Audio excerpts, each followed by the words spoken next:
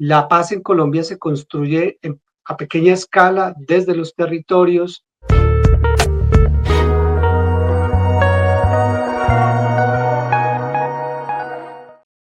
Y continuamos en este programa especial del Infoclaxo, en el que estamos hablando de democracias, estamos hablando de desigualdades, estamos hablando de procesos de paz, y son temas que evidentemente tienen un nivel de amplitud central porque entrecruzan,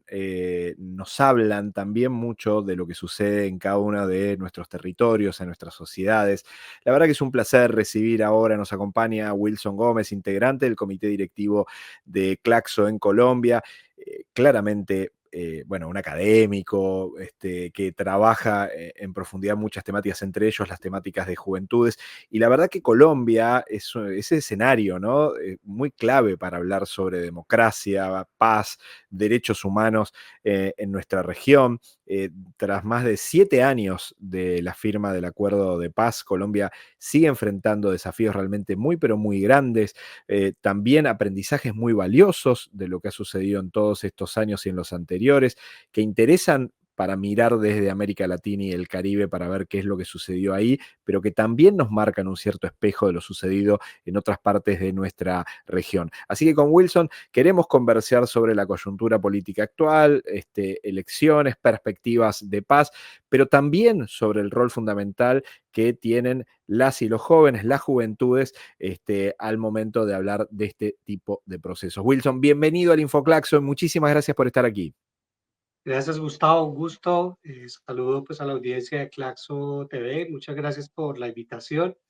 Y bueno, aquí estoy presto un poco a conversar sobre esos tres tópicos tan importantes, digamos, para la coyuntura regional, como es la democracia, la paz, los derechos humanos. Tal cual, Wilson. Realmente venimos hablando, digo, venimos de hablar de Argentina con una de las madres de Plaza de Mayo, para hablar en lógica de memoria, pero también en lógica del impacto y las resonancias de esas memorias en la actualidad, entendiendo de que no son procesos desconectados, inconexos, sino que son construcciones dinámicas y realmente muy, muy centrales. A ver, sabemos que en Colombia la próxima coyuntura electoral juega un rol como muy central a la hora de cruzar procesos electorales con la agenda de paz en el país. Se juegan muchas cosas, pero también hay sectores que especulan en las lógicas de romper procesos de paz para tratar de especular políticamente. Digo, ¿cuál es tu lectura más a grandes rasgos como para poder iniciar esta charla del día de hoy contigo? Sí, bueno, muchas gracias, Gustavo. Bueno, primero decir un poco como el escenario en el que nos encontramos. Es un escenario, digamos, de coyuntura electoral efectivamente, donde todavía no está muy claro el panorama, digamos, del debate electoral. Hay, digamos, candidatos que intentan plantear, digamos, la continuidad del progresismo, que en América Latina, pues, en Colombia particularmente ha sido importante porque es un gobierno que por primera vez en la historia del país se declara progresista y parte, digamos, de una coyuntura también muy importante en Colombia, que fue el levantamiento popular del año 2021, que protagonizaron fundamentalmente los jóvenes y que dieron, digamos, la fuerza fundamental para que este proyecto llegara al poder y para que, digamos, empezaran a trabajarse particularmente, digamos, algunos aspectos pendientes de los acuerdos de paz, pero también, digamos, unas reformas institucionales, unas reformas estructurales que desafortunadamente no se han podido llevar todas a feliz término porque ha habido también, digamos, una férrea posición de un sector importante de la derecha en Colombia, pues que finalmente ha impedido que esto se desarrolle de manera concreta y que se pueda llevar a feliz término, digamos, por lo menos en las intenciones de gobierno, pero también las expectativas del movimiento social y en general de la sociedad colombiana. Entonces, ese es un primer asunto. Entonces, hay un bloque importante que pretende darle continuidad a ese proyecto y un bloque importante que se define también en una orilla opuesta del espectro político y particularmente de la derecha y ultraderecha, que, insisto, pues ha entorpecido en gran medida el proceso de implementación de esas políticas, pero también han entorpecido de manera muy importante la implementación de los acuerdos de paz. Esta semana estaban en el lanzamiento de uno de los libros que publica Claxo de Jairo Estrada, que es un libro precisamente que intenta hacer una lectura de los acuerdos de paz y que los subtitula como un camino maltrecho, ¿no? Y eso ya nos habla un poco de ese escenario. Entonces, estamos, digamos, en un momento en el que tenemos dos proyectos, por supuesto muchos más, pero dos proyectos principales en el debate electoral que finalmente van en cierta medida en el próximo año a profundizar una división que hay también en la sociedad colombiana en torno a dos ideas completamente, digamos, distintas de país y que finalmente pues va a tener, va a ser muy importante también como decisión para la región porque finalmente Colombia, pues, sabes, es un país que está en el extremo norte de Sudamérica y la conexión con Centroamérica. Entonces va a ser muy importante lo que pase en Colombia, no solamente para la región, Venezuela, Ecuador, Panamá y demás, sino también para todo el continente de América Latina. Wilson, en el marco de toda esta situación, eh, da la sensación que vemos una región con mucha dificultad para construir a largo plazo, ¿no? Digo, porque cada vaivén o cada escenario electoral daría la sensación que puede cambiar todo. Lo vimos en Argentina, lo vimos en Brasil, y ahí te pregunto, ¿en Colombia también está esa lógica de vaivén tan grande que puede marcar pasar de un gobierno progresista a volver a los sectores conservadores que habitualmente gobernaron en Colombia? Sí, bueno, yo diría que es un poco más difícil porque Colombia es un país, como lo ha señalado de manera muy brillante David Bushner, el historiador, que ha planteado que Colombia es una nación a pesar de sí misma, ¿no? Entonces, eso, digamos que nos da pistas de que Colombia es un país que ha tenido una institucionalidad fuerte en términos generales, a pesar de que ha habido, digamos, diferentes proyectos políticos. Colombia ha tenido una institucionalidad fuerte en términos de democráticos, por supuesto, con todos los problemas que todos conocemos, digamos, de corrupción y bueno, todo lo demás que todos sabemos, pero digamos, es difícil que Colombia transite de manera radical de un estado de cosas a otro. Eh, y eso, digamos, en términos de la pregunta es, eh, no ha habido, digamos, por lo menos en lo que yo conozco el país y de la historia de nuestro país, no ha habido, digamos, como rupturas abruptas en términos de los procesos de institucionalización del Estado. Lo que sí ha habido, por supuesto, ha sido profundización de ciertos modelos, ¿no? Entonces, hemos tenido momentos en los que ha habido más proyectos más liberales, otros momentos en los que hemos tenido una profundización del proyecto neoliberal, pero en términos generales tenemos unas instituciones que se han ido constituyendo históricamente de manera clara y digamos que no, siento que no es tan fácil, digamos, para un proyecto, digamos, los de derecha, ultraderecha, romper radicalmente, digamos, lo ganado, lo que se ha logrado, digamos, ir construyendo en el camino. Tan es así que el proyecto, digamos, del presidente Duque, que fue, digamos, del expresidente Duque en el periodo 2018-2022, que literalmente una de sus banderas, una de las banderas de su partido político era hacer trizas los acuerdos de paz, digamos, no logró romper en términos de institucionalidad, pero por supuesto sí logró de manera decisiva incidir en cierta medida en el fracaso inicialmente, digamos, de la implementación de los acuerdos, ¿no? Porque Jairo Estrada también dice un poco, hay dos perspectivas un poco sobre el tema de los acuerdos de paz. Una cosa es el papel y otra cosa son los procesos sociopolíticos y los impactos de los acuerdos de paz. Y pues tú puedes destruir el papel, pero digamos que hay también una base social que ha permitido que esa implementación se vaya llevando a cabo a pesar del Estado mismo, ¿cierto? Claro. Entonces hay por supuesto, eh, una base social y una base de la organización de la sociedad civil que ha permitido en cierta medida que eso se haya ido implementando a pesar de todas de todos los reveses que han tenido, que ha tenido, digamos, el acuerdo de paz.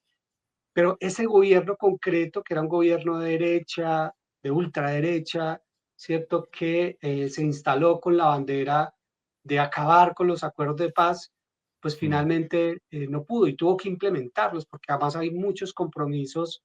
no solamente internos, sino también externos en términos de claro. comisiones de verificación y todos los impactos que eso tiene también en materia política, social, económica. Entonces,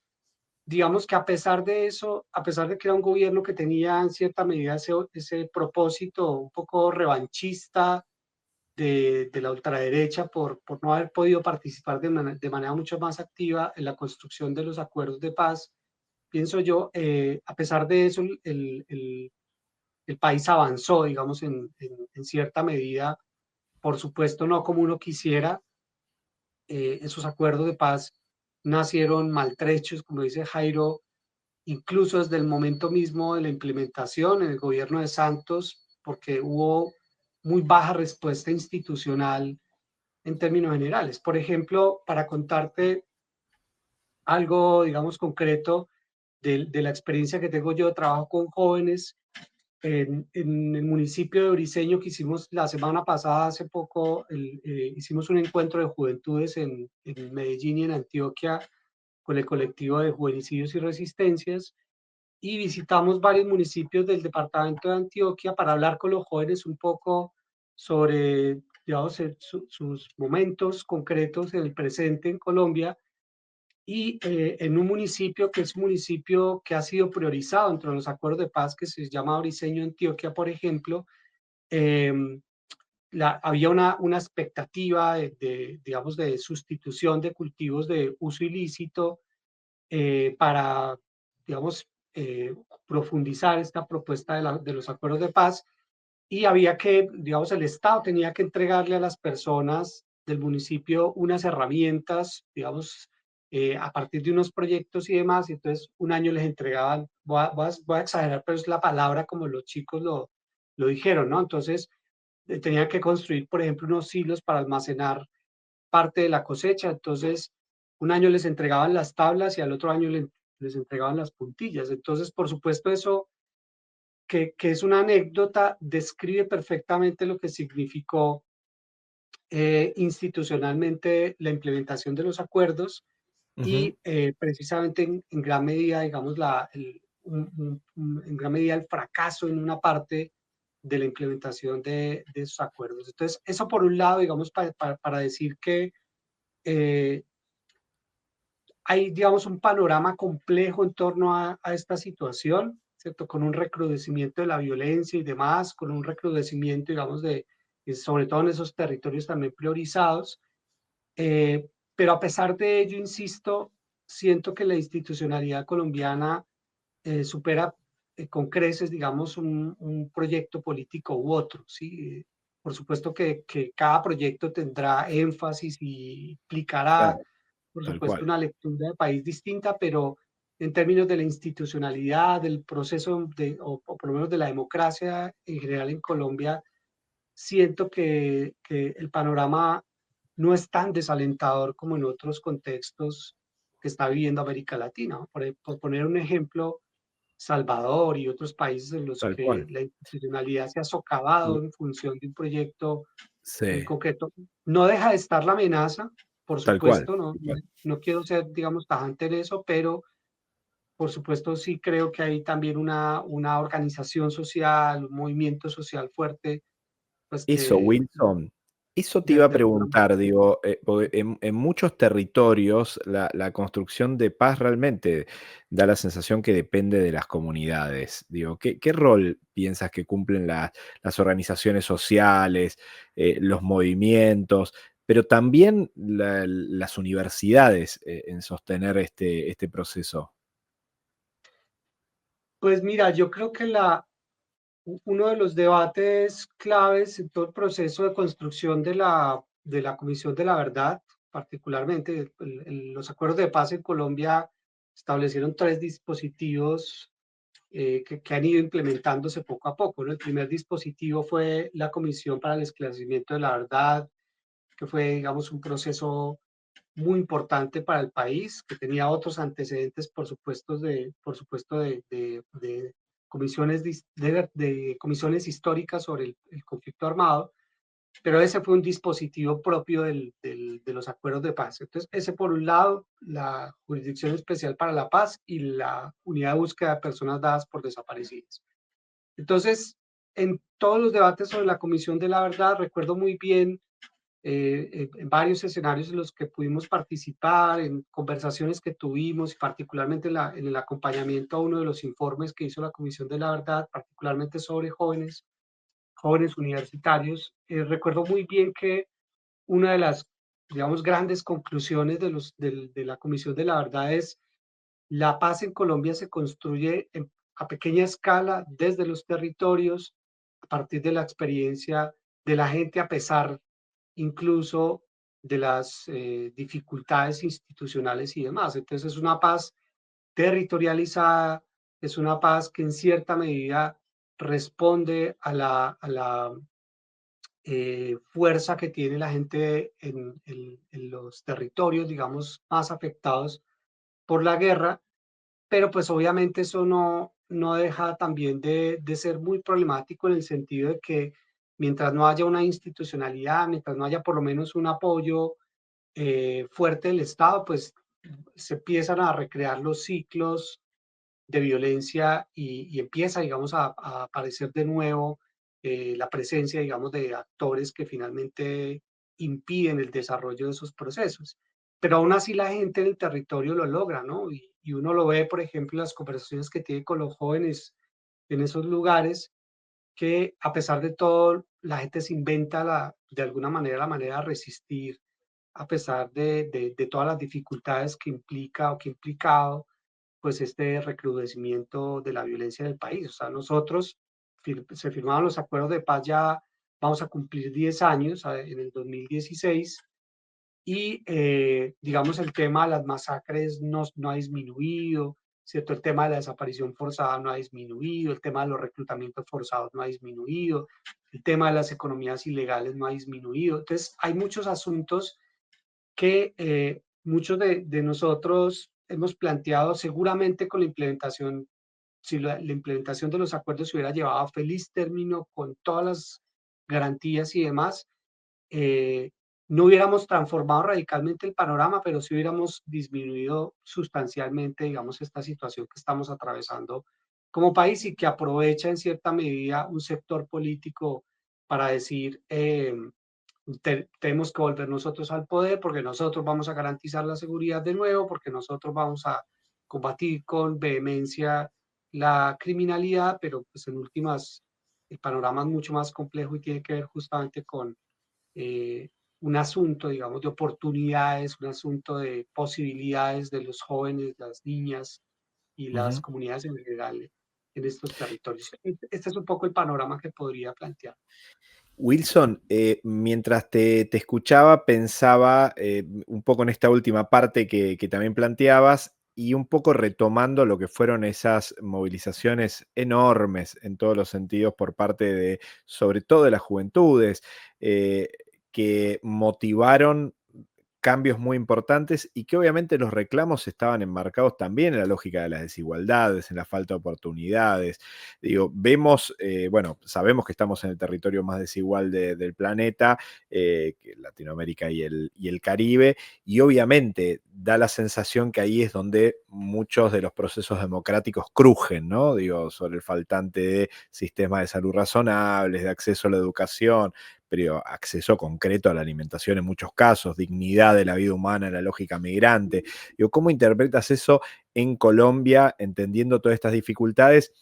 que, digo, como podemos escuchar, algunos analistas plantean, ¿no? Cómo poner en juego la valorización de las democracias cuando a veces se transforman solo en procesos electorales y después en el resto de los momentos parecen crujir más más allá de los beneficios que suelen tener, ¿no? Correcto. Sí, mira, yo por eso iniciaba un poco la entrevista hablando justamente de la dificultad que ha tenido este gobierno progresista del país, no solamente en términos de darle continuidad al proceso de implementación de los acuerdos, que es un asunto, el que por supuesto hay una responsabilidad también de gobierno, pero yo creo que una de las grandes dificultades ha sido también la implementación de políticas progresistas, ¿no? La profundización un poco de esas políticas progresistas, porque hemos tenido varias propuestas de reforma de la salud, de reforma, digamos, pensional, de reformas laborales, y obviamente hay una respuesta muy tremenda de un sector importante de la derecha en Colombia, de los sectores políticos de la derecha en Colombia, que no solamente, digamos, que generan una opinión desinformada o desinforman en general a la ciudadanía, y en esto también ha jugado un papel importante, súper importante, han jugado los medios principales de comunicación del país en términos de desinformación, de construir una emocionalidad política de odio frente a un proyecto progresista, que finalmente eso va a tener, eso tiene siempre réditos políticos. eh, ha sido la que ha impedido la implementación o la profundización de esas políticas progresistas que la gente demanda, que la sociedad colombiana ha pedido a gritos históricamente, y que tergiversan, que desinforman en términos generales para impedir que esas políticas de alguna manera se puedan llevar a feliz término. Colombia tiene, por ejemplo, un sistema de salud eh, que no solamente es muy problemático en términos de las posibilidades de acceso real de la gente en muchos lugares apartados de las ciudades principales, sino que además es un sistema que ha privilegiado la ganancia privada en términos de una estructura incluso muy corrupta de venta de medicamentos a sobreprecios, a sobrecostos, de incluso de construcción digámoslo, como de fantasmas, o incluso no fantasmas, sino más bien como de carteles de cierto tipo de seguros, por ejemplo, de vida de transporte, ¿no? Como el SOAT, que es un seguro obligatorio de transporte que tiene Colombia, y que ha habido muchos escándalos de corrupción en torno a todo ese sistema de la salud,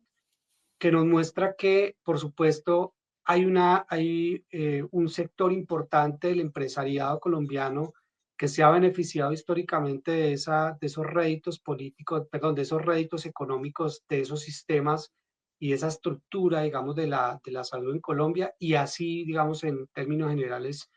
con todos los asuntos cruciales por ejemplo, las pensiones, ¿sí? Que finalmente están, digamos, todas contenidas en fondos privados. Entonces, todo ese sistema, digamos, como todos estos asuntos de los mínimos históricos para que se pueda tener una sociedad más justa, más igualitaria, para que se pueda tener una sociedad más democrática, que este gobierno y que esta apuesta progresista ha buscado, ha sido entorpecida, ha sido condenada, digamos, en los medios de comunicación a través de estrategias muy finas para producir, insisto, esto que llamo una emocionalidad política de odio en torno a este proyecto, para poder, digamos, también incidir en el debate electoral que vamos a tener el próximo año. Entonces, ahí, por supuesto, hay una alerta grande de parte de los académicos, una alerta grande del sector y de los movimientos sociales, y por supuesto hay unas apuestas que seguramente vamos a tener que apoyar, movilizar, para lograr que el país pues profundice un poco todas estas reformas sociales necesarias para disminuir las brechas de la desigualdad que el país ha tenido históricamente. Wilson, en el marco de todo esto hay un detalle que tuvo que ver con la coyuntura, pero que obviamente se vio con mucha preocupación, que tuvo que ver con este atentado que terminó con el fallecimiento de uno de los candidatos, de Miguel Uribe Turbay, que entiendo que está en proceso de investigación judicial, pero que bueno, trajo nuevamente como a la lógica de la discusión si la violencia política podía volver y cuánto esto podía marcar la campaña política. Digo, ¿en qué situación se encuentra eso y cuál es tu análisis en el marco de una situación que no solamente generó mucha conmoción, sino un repudio generalizado por parte de todos los sectores políticos por lo que se generó con ese atentado tan brutal, ¿no? Sí, pues mira, este es un escenario que mm,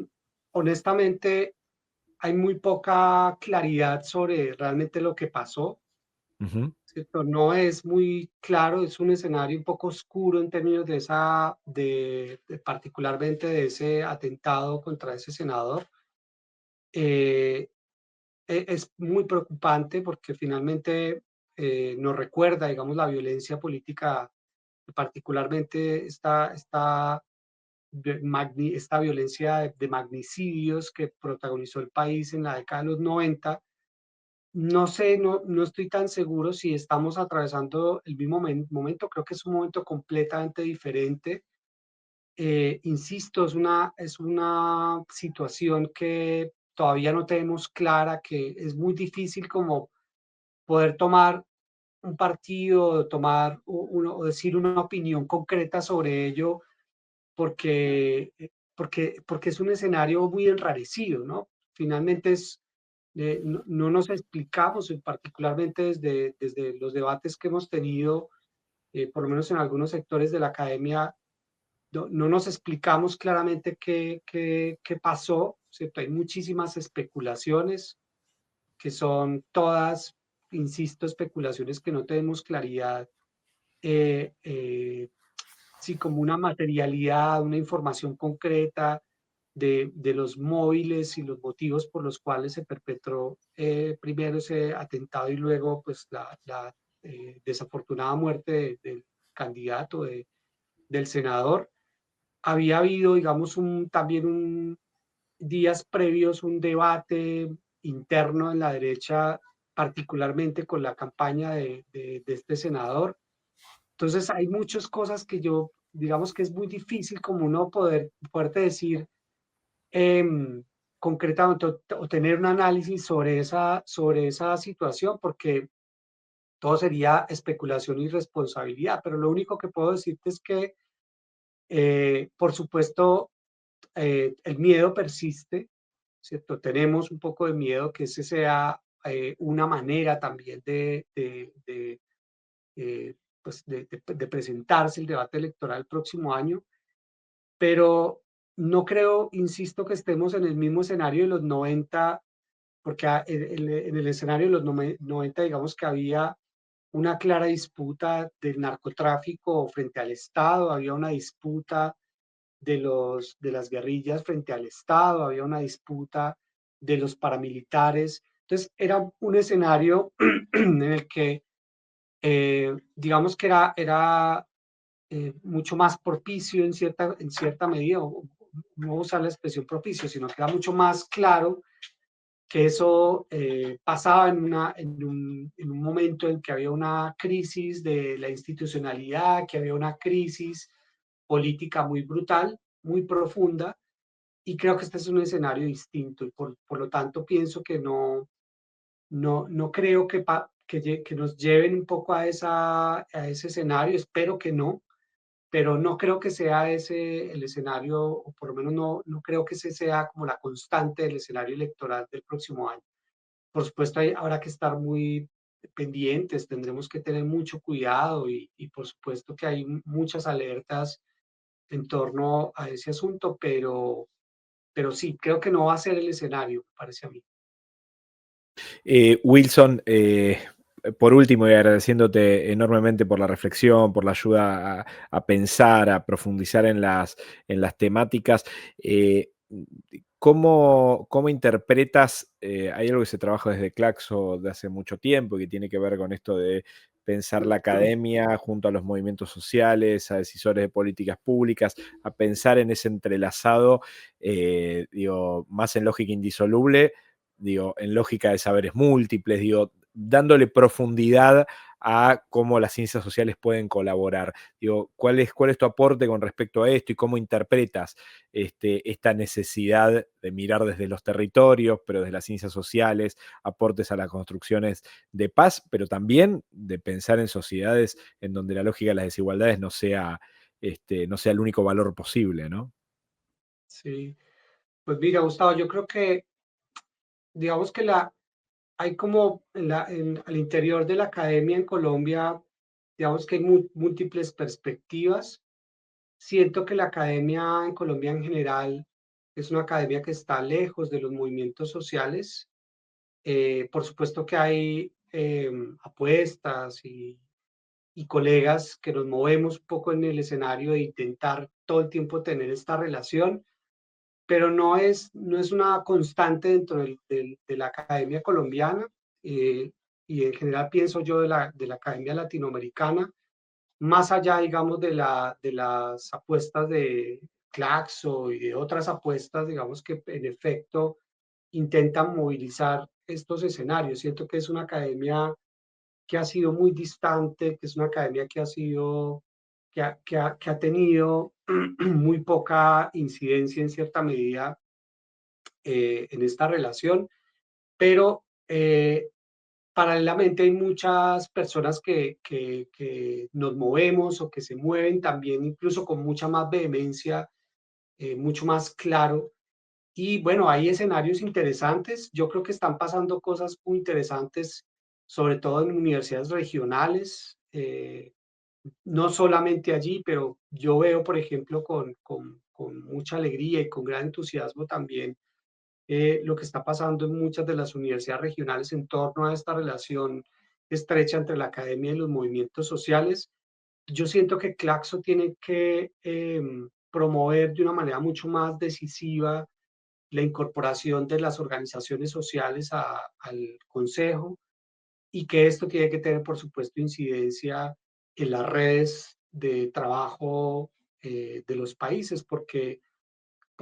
uno ve, o por lo menos yo veo en la composición de centros miembro, incluso uno ve que las organizaciones sociales y digamos, las organizaciones en general de la sociedad civil tienen mucho menos peso y eso creo que hay que promoverlo. Por lo menos es una de las cosas que hemos estado discutiendo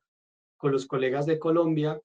en la intención de pensar cómo articularlo mucho más desde las apuestas que hacemos con Claxo, precisamente porque consideramos que es fundamental este diálogo, esta apertura, digamos, a las multiplicidades. Esta semana, por ejemplo, por ponerte un ejemplo, en la Universidad del Tolima, que es donde yo trabajo, estamos haciendo un seminario de feminismos comunitarios, entonces tenemos a compañeras de Bolivia, tenemos a Gladys Tzutzul de Guatemala, tenemos compañeras ecuatorianas, compañeras del territorio que trabajan en ese asunto y por supuesto eso es muy importante porque nos permite tejer estos diálogos, ¿cierto? Descentrar epistémicamente la academia y construir escenarios de diálogo permanente entre lo que la gente hace desde los movimientos sociales y lo que nosotros hacemos desde el mundo académico. Entonces yo siento que es más esa, me parece a mí la perspectiva, porque yo te lo digo con toda honestidad, con los colegas que conozco, incluso en mi universidad y de muchas otras universidades, hay una desconexión muy tremenda, digamos, de la realidad material de la gente en los barrios, en los Sí, sí. pueblos, en el campo. Y creo que ese es un escenario que, por supuesto, tendremos que promover y fortalecer desde Claxo. Wilson, me encantaría que nos digas con más detalles este evento que nos estabas comentando, Seminario de Feminismos Comunitarios en Tolima. Si nos quieres contar un poco más como para que la gente pueda acceder, aunque no pueda participar por ahí presencialmente, pero sí que pueda buscar por internet más datos, si hay transmisión. Ok, sí, pues voy a preguntar porque creo que una de las apuestas era precisamente como la presencialidad. Ujú. Se tomó también un poco retornar a la posibilidad de encontrarnos y demás. Entonces, no sé si haya disponibilidad de algunas de las conferencias. Voy a buscarlo. El seminario terminado y estamos haciendo unas mesas de trabajo. Entonces, va a salir un manifiesto, una declaración. Entonces, por supuesto, a esa declaración te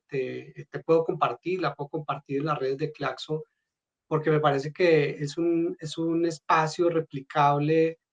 en diferentes contextos y me parece que es muy valioso porque nos ha dado muchas pistas para entender incluso asuntos tan cruciales como la pregunta por qué entendemos por la democracia en territorios Totalmente. donde la base fundamental es el trabajo comunitario, donde la base fundamental es sí, el entrelazamiento de la comunidad. Entonces, eso me parece a mí clave porque nos ha dado muchas pistas y yo creo que ese manifiesto va a ser clave, pero podríamos en algún momento pensar, pienso yo, en una propuesta replicable, porque de verdad que es muy valioso lo que hemos ido aprendiendo en estos 2 días de nuestro seminario.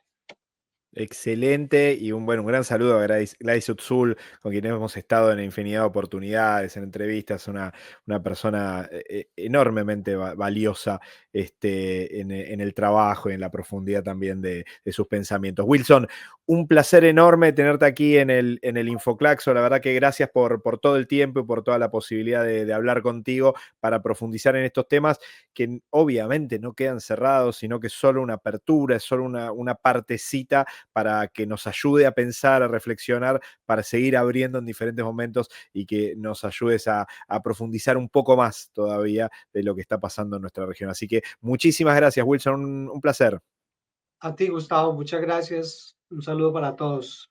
Wilson Gómez, integrante del comité directivo de Claxo por Colombia, aquí en este Infoclaxo especial. Nosotros separamos muy brevemente y ya continuamos con más.